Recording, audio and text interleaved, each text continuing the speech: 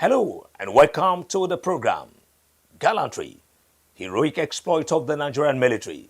I am your host, Godwin Amunde.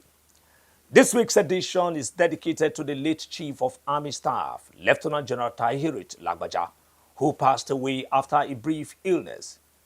May his legacy live on.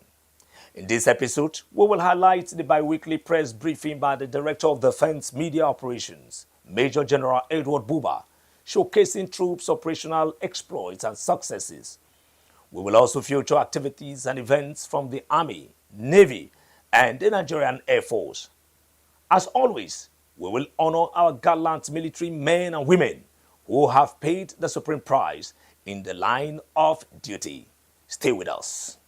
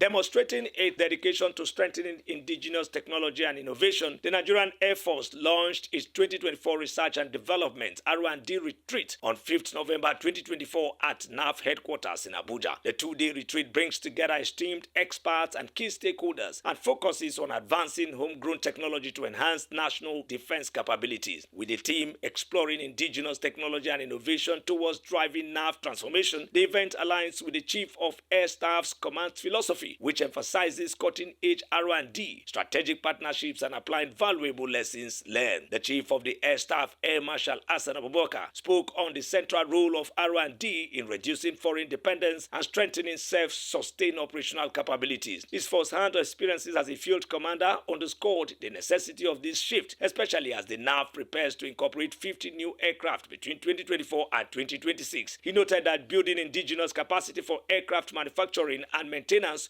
will be essential to sustain NAV's fleet sustenance and operational effectiveness. The retreat, he said, provides a crucial platform for experts to generate ideas that will transform the Nigerian Air Force R&D effort from initial concept to tangible operational outcomes. According to a statement signed by the Director of Public Relations and Information, Air Commodore Lushola Akimboyewa, the retreat showcased 6 R&D projects selected for their potential impact on NAV operations. Guests, including industry experts, took a tour of the R&D project, which were on display.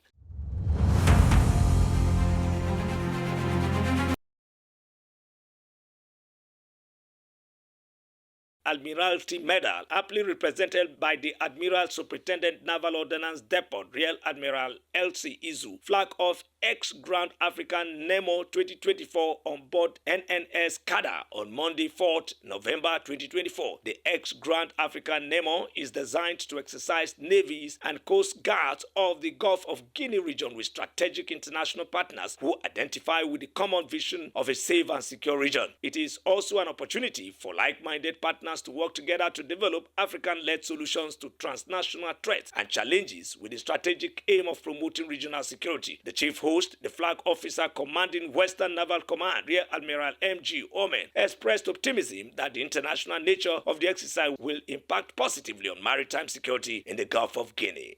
The Nigerian Armed Forces have achieved significant successes across their operational theaters, showcasing their unwavering commitment to national security.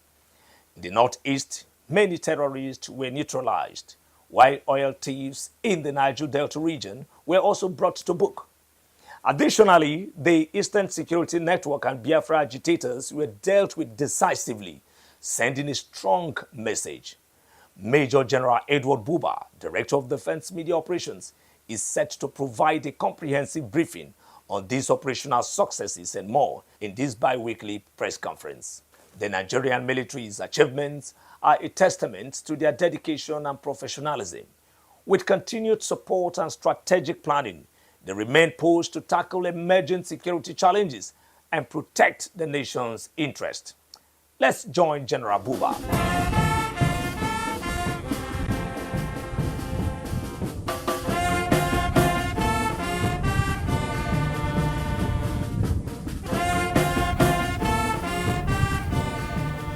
I would like to start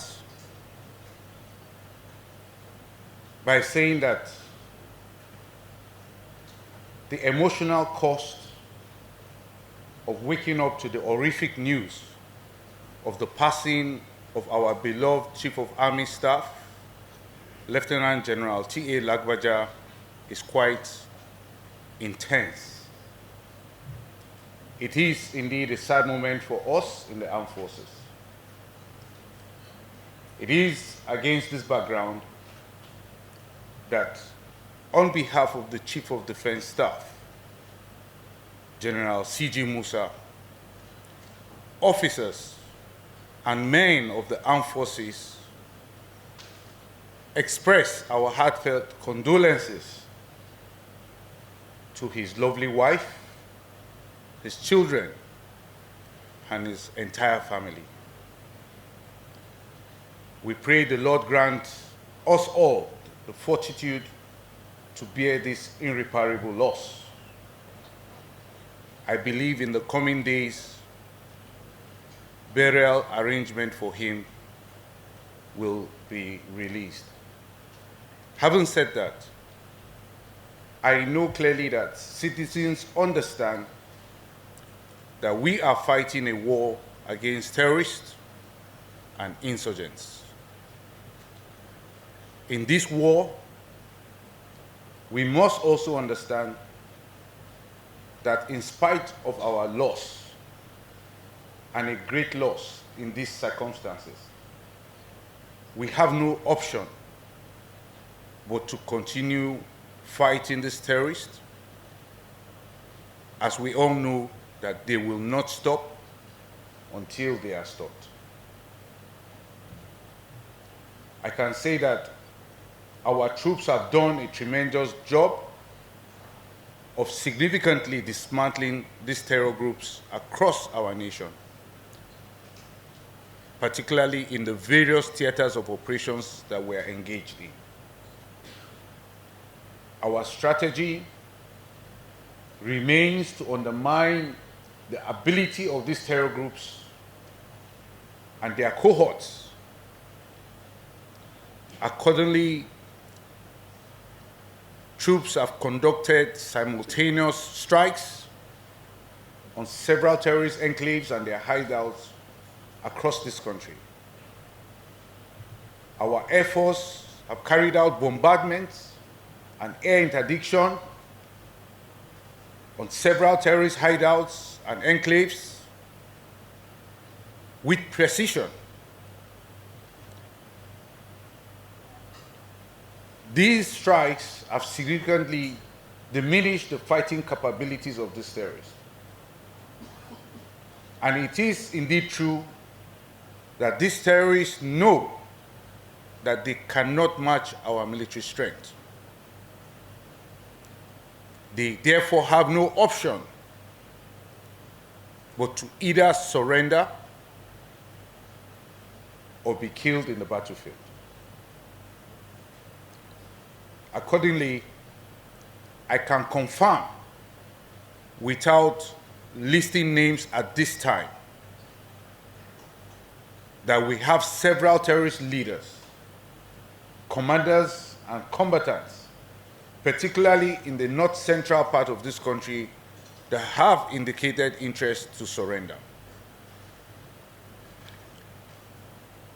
For this reason and this purpose, we are opening a surrendering corridor for them. It is noteworthy to state that in October 2024, troops neutralized 481 terrorists we arrested 741 persons connected with terrorism and insurgency, and we rescued 492 kidnapped hostages during the month of October. Troops have also significantly destroyed the terrorist fighting capabilities by the reported outcomes that I just listed. Furthermore, troops recovered 480 weapons and over 9,000 assorted ammunition in the course of the month of October 2024. These recoveries illustrate how troops have diminished the military capabilities of these terrorists. Indeed, troops also denied the oil theft of close to 4 billion naira in the month of October. This speaks to demonstrate how troops have curbed crude oil theft and how our operations have boosted the nation's daily crude oil production in helping us meet our daily targets. Now, the breakdown of recovered items for the month of October are as follows. We recovered 264 AK-47 rifles, 47 pump-action guns, and over 5,000 rounds of 7.62mm special ammunition, among other items recovered in the month of October. Troops also recovered over 3 million liters of stolen crude oil, over 760,000 liters of illegally refined AGO, best described as diesel, and over 12,000 liters of PMS, best described as petrol, among other items recovered in the month of October. I will now take us through our various operational theaters, beginning with the Northeast Theater, where we have Operation Hardenkei. The troops of Operation Hardenkei sustained the tempo against terrorists and their cohorts in the Northeast Theater of Operation. The troops conducted synchronized offensives between the Air Force and the ground forces. These synchronized offensives struck on terrorist enclaves and hideouts, dislodging them. Indeed, the exerted military pressure on the terrorists resulted in some significant outcomes.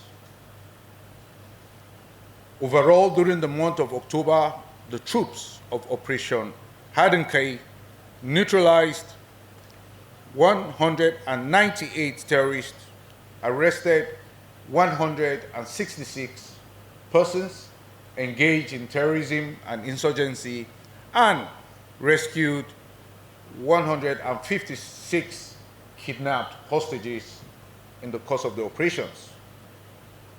Troops also recorded 257 surrendered terrorists, combatants, and their families. And this is what we are hoping will soon begin in the North Central Theater of Operation shortly.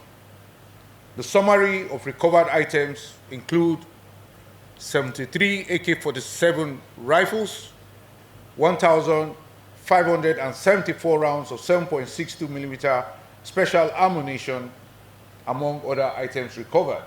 The troops of Operation Safe Haven conducted offensive operations that dominated that theater of operation.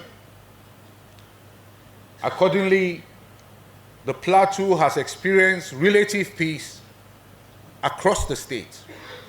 These are not my words, these are the words of the state governor of Plateau State. During the month of October, troops of Operation Safe Haven neutralized 30 violent extremists, arrested 140 of them, and rescued 105 kidnapped hostages. The troops of Operation Safe Haven also recovered 19 AK-47 rifles, 834 rounds of 7.62mm special ammunition, among others. Now, the recoveries of these weapons and ammunition are indicative of how we are destroying the terrorist and the violent extremist military capabilities, as well as their fighting capabilities. The troops of Operation Wild Stroke prevailed over terrorists and their cohorts. That operation is engaged in Benue, Nasarawa, and Taraba states. And during the month of October, the troops of Operation Wild Stroke neutralized 20 terrorists, rescued 60 kidnapped hostages, among other items recorded during the period. The troops also recovered 18 AK-47 rifles, 741 rounds of 7.62mm special ammunition, among several other items recovered. Let's now cross over to the northwest.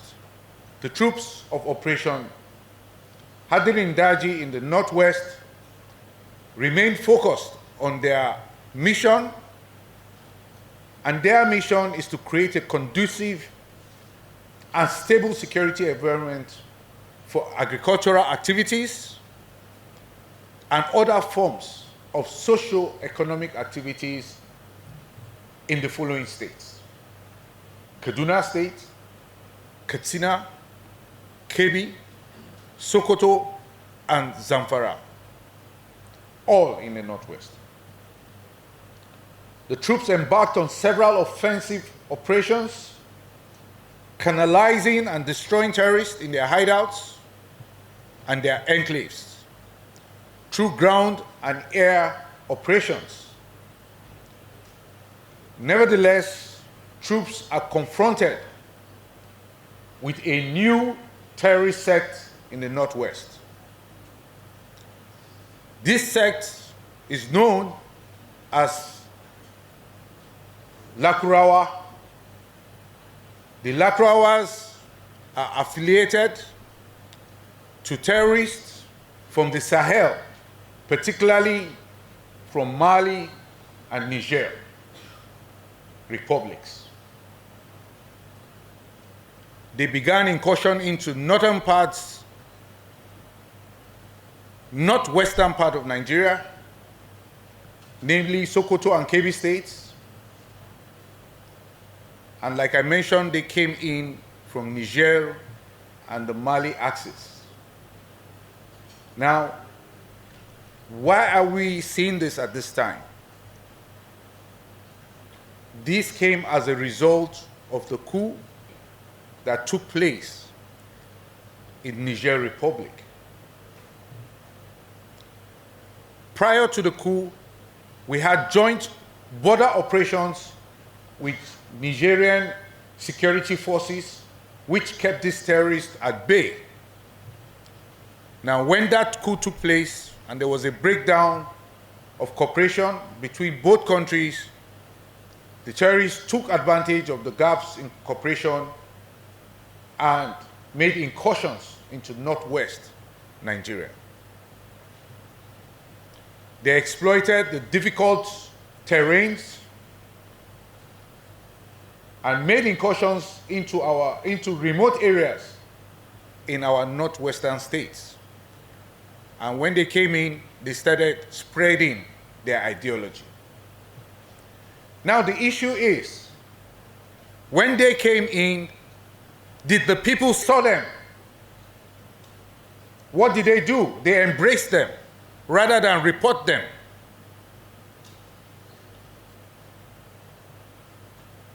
And what has that resulted to? The people saw them as friends. The same friends they thought were friends have turned to foes. And we did not get this report on time until they started creating some havoc. Nevertheless, we are on top of that situation. We have sustained our intelligence, surveillance, and reconnaissance, and accordingly carried out air interdiction, ground offensives to degrade these terrorists,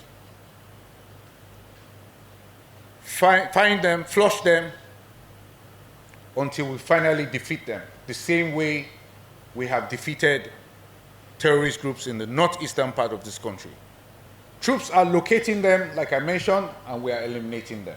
Still on the northwest, I will say that the troops of Operation Hadirin Daji neutralized 163 terrorists, arrested 82 suspects engaged in terrorism and insurgency, and we rescued 80 kidnapped hostages in the course of the month of October 2024.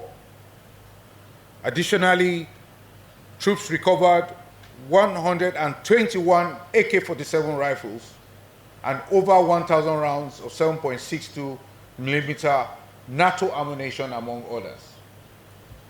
Like I said, these recoveries speaks about our degrading the fighting and the military capabilities of these terrorists. The troops of Operation Wild Punch recorded the following in the month of October. Troops neutralized 30 terrorists, arrested over 111 of them, and rescued 52 kidnapped hostages in the course of the month of October. The troops of Operation Wild Stroke equally recovered 9 AK-47 rifles, 16 assorted arms, and over 160 rounds of 7.62 millimeter special ammunition, among other items recovered. The troops of Operation Delta Safe maintained the momentum against the activities of crude oil thefts. Troops continued to find and destroy illegal refining sites, as well as arrest perpetrators of oil theft. Additionally, troops have, through their operations, recorded a progressive increase in the nation's daily crude oil production target, with over 1.5 million barrels per day recorded as at today.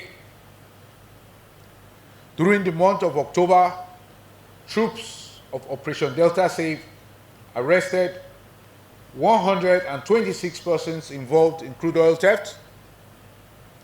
The troops also denied the oil theft of over 3.2 million liters of stolen crude oil, over 760,000 liters of illegally refined AGO, as well as over 12,000 liters of illegally refined PMS. Furthermore, the troops of Operation Delta Safe recovered over 429 assorted ammunition, destroyed 195 wooden boats, as well as 216 illegal refining sites, among others. Troops of Operation Udoka conducted offensive operations against the indigenous people of Biafra and their Eastern Security Network terror group in several of the eastern states, killing these terrorists, making arrests, and making recoveries of weapons and ammunition. Activities of the indigenous people of Biafra terror group were recorded in the following eastern states. We had activities recorded in Abia, Anambra, Ebonyi, Imo, and Enugu states, all in the month of October. In all these incidences, several of these terrorists were killed and arrested. I believe in my earlier briefs, I have released names of those killed and even those arrested. Overall, the troops of Operation Udoka in the month of October neutralized 40 terrorists, arrested 55 of them, and rescued 35 kidnapped hostages in the month of October. Additionally, troops recovered 21 AK-47 rifles and 24 pump-action guns, among several items recovered in the course of our operations. In closing, I would like to say that on the whole, even as we mourn, the armed forces will not allow the tragic passing away of our beloved Chief of Army Staff, Lieutenant General Tariq Lagbaja. We will not allow his passing away to derail our focus on destroying the terrorists. We remember him to be a fighter, a warrior. We are inspired by his fighting spirit. So rather than allow his passing away to derail us in fighting the terrorists, we are rather motivated by his actions as a warrior and strong desire as a commander to defeat the terrorists and end the war. We will take a cue from his fighting spirit and end the war. Accordingly, the military will continue to work decisively to kill the terrorists, stop the insecurity, and ensure the safety of our citizens. I urge citizens to be rest assured that the armed forces remains in a good and strong position in this war, and we will win this war. The Nigerian Air Force has indeed demonstrated unwavering dedication to defending the nation's territorial integrity, consistently upholding its constitutional responsibilities. Over the past year, the Air Force has made significant strides, soaring to new heights in its pursuit of excellence. These accomplishments underscore the Nigerian Air Force commitment to protecting the nation and its citizens, solidifying its position as a formidable defender of Nigerian sovereignty.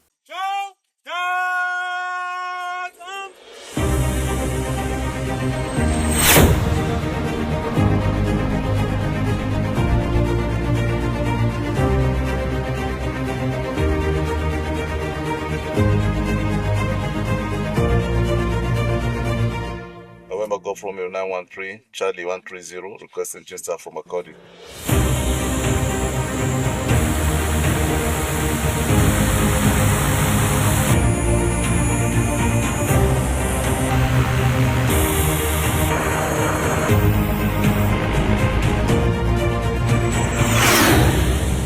Effective leadership in the military involves strategic decision-making, attention to troops' welfare, and the ability to adapt and innovate. Gentlemen, good morning. Good morning, sir. Air Marshal Hassan Bala Abubakar, the 22nd Chief of the Air Staff, has exemplified these qualities, transforming the Nigerian Air Force with enhanced operational capabilities, innovation, and boosted morale in just 1 year. His leadership has fortified national security and inspired a resilient Air Force ready to meet Nigeria's air power demands. In this documentary, Air Marshal Abubakar takes us through his journey as the 22nd Chief of the Air Staff and how he has been able to turn the tides in favor of the Nigerian Air Force. On assumption of command as the 22nd Chief of the Air Staff for the Nigerian Air Force, about a year ago, I had to carry out a very detailed environmental scan that covered every aspect of our life as an Air Force, ranging from operations to logistics, administration, engineering, and all the other aspects of our activities. Specifically with regards to aircraft operations, we implemented several initiatives to make sure that we enhanced the efficiency and effectiveness of our operations.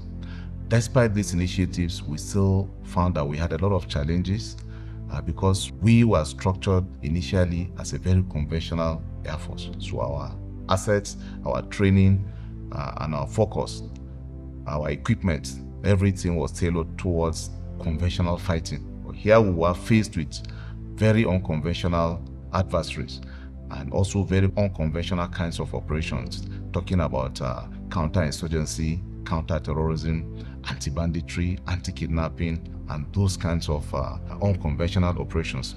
So we had to look inwards to see what we could do within a very short time to make sure that we enhance the efficiency and effectiveness of our operations. The Nigerian Air Force, led by Air Marshal Abubakar, has modernized the Kaduna Military Airfield with essential upgrades like instrument landing system, solar backup power, and advanced runway lights. One thing we found is that our airfields limited the kinds of operations that we could do. So for example, we are not able to fly out of a lot of our airfields at night, also in bad weather and some other operational constraints.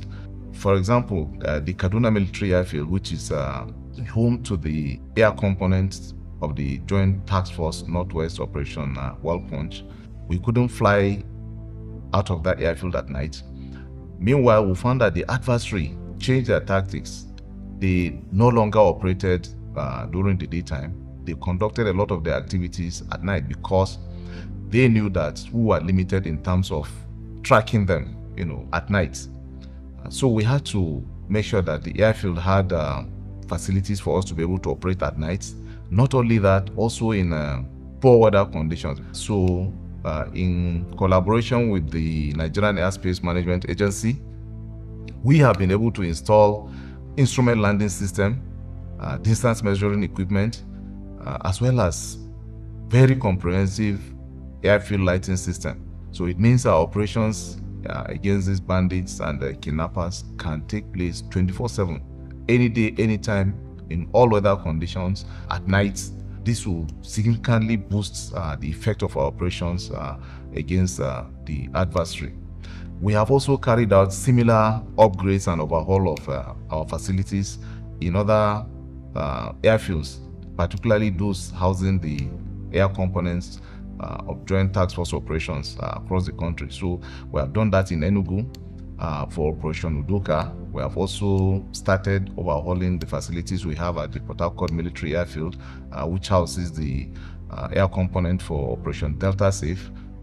And there are other airfields that may not also be housing the air components of operations.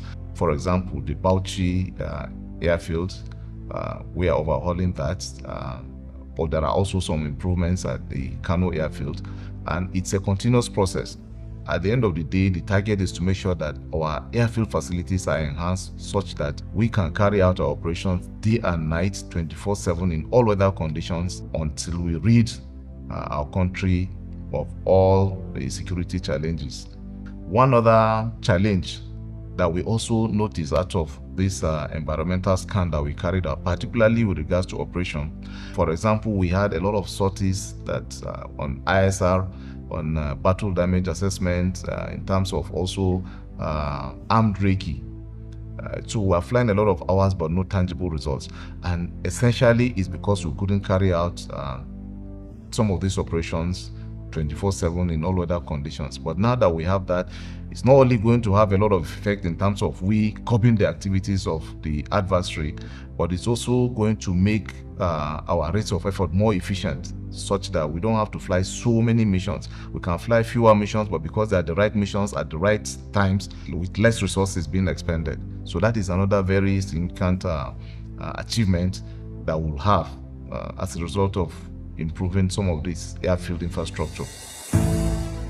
Recently, The Nigerian Air Force has enhanced combat operations with advanced training, UAV integration, precision weaponry, new aircraft, and infrastructure upgrades.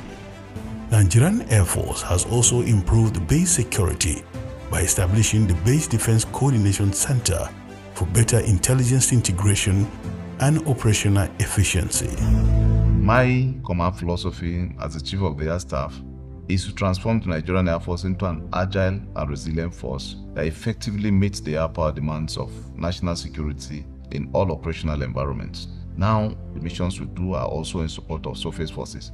So in order for these operations to be very effective, we needed to have a very good coordination between the surface forces and our own air assets. So we embarked on very comprehensive training of our personnel in air-ground integration. We have graduated quite a few sets. We have sent them out into the fields, and they are carrying out these functions very effectively. We have also instituted a lot of safety measures, and we have instituted a lot of initiatives, and we have a lot of safety training for our pilots, our ground crew. We have also put institutions in the various units at various levels up to the headquarters Nigerian Air Force level to make sure that we really imbibe this culture of safety right from the grassroots at every level. So every personnel is now being exposed to safety education, safety training. And once everybody is aware, we can see the issues as they are arising, and therefore we are able to intervene before an incident or accident happens. One other area we're intervening to make sure that our operations are also more effective and efficient is in the area of the intelligence cycle. The nature of operations we are conducting now is such that it's very, very heavily intelligence driven because of the kinds of adversary that we are fighting. If you don't have very good intelligence, the chances of you having unacceptable collateral damage is also very high. So in order to make sure that that does not happen, we had to do a lot of injection of new initiatives in terms of our intelligence cycle. So now we have a combination of a lot of sources. So the intelligence goes through a lot of cycle from one end to the other. There is also the targeting cycle, because again, due to the nature of adversary who is embedded within the civilian population, sometimes it's difficult to really identify what the target is. So we have similarly a targeting cycle that goes through a lot of process to make sure that before we have a strike, the target is positively identified and confirmed before we have a strike. And if you look, because of these interventions we have instituted in terms of both the intelligence and the targeting cycles, in the past 1 year, we have not had any issues of collateral damage or wrong targets being attacked. So I think these initiatives are really paying dividends. Still, in terms of enhancing our operational effectiveness, we are leveraging the acquisition of additional platforms that the federal government has done for the Nigerian Air Force. These airplanes are coming with a lot of technology, with a lot of capabilities which we did not hitherto have. They are also coming with a lot of advanced avionics. So we have had the King Air 360 coming into the inventory in the past 8 months. We have had the T129 attack helicopters, which we have deployed Operation Delta Safe, and since deployment a couple of months back, we have had a very positive impact in that theater of operations as a result of the injection of these helicopters, because of what they are bringing on board: new technology, precision guided weapons with ability to carry out intelligence, surveillance and reconnaissance that really make the conduct of operations more effective and more efficient. We have also had the Augusta 109 trackers coming into the system, as well as the DA-62 special missions aircraft. They have been deployed to various theaters of operations, and they're having a lot of effect. There has been a significant boost in the past 8 months or thereabout in terms of the conduct of our operations. And between now and the end of next year, we have a lot of other platforms coming into the inventory. We have the AH-1 Zulu attack helicopters. The federal government has procured 12 of them coming into the system. That will give a major boost in the conduct of our operations. Welcome back. Nigeria is mourning the loss of its Chief of Army Staff, Lieutenant General Taharit Lagbaja, who passed away after a brief illness. His sudden demise at the peak of his career is indeed heartbreaking. Here is a special tribute to this gallant military officer.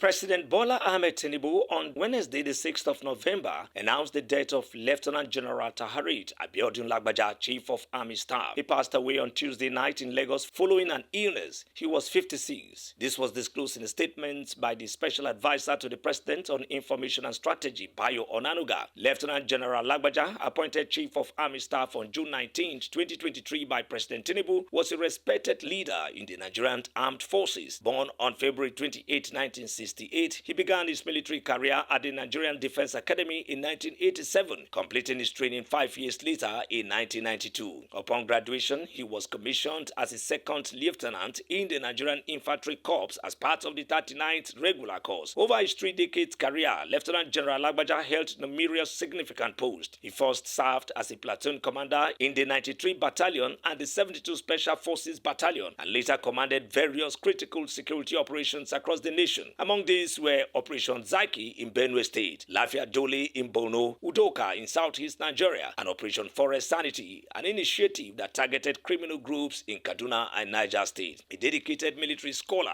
Lieutenant General Lagbaja graduated from the U.S. Army War College, where he earned a master's degree in strategic studies. This achievement highlighted his commitment to advancing his expertise in military strategy and leadership. Lieutenant General Lagbaja is survived by his wife, Maria, and their 2 children. President Tinubu extended condolences to the bereaved family and the Nigerian Armed Forces, praising the general's distinguished service to the nation. Nigeria is mourning the loss of Chief of Army Staff, Lieutenant General Taharit Lagbaja, who passed away on November 5, 2024 after a brief illness. This tragic event marks the 3rd time a Chief of Army Staff has died in office. Let's take a look at the other corps who died while serving. Joseph Akanha, appointed in 1967, just before the Nigerian Civil War. Akanha died in a helicopter crash while traveling back to Makurdi after visiting the front lines in Nsukka. Lieutenant General Ibrahim Atahiru, appointed in January 2021. Atahiru's tenure was cut short when his aircraft encountered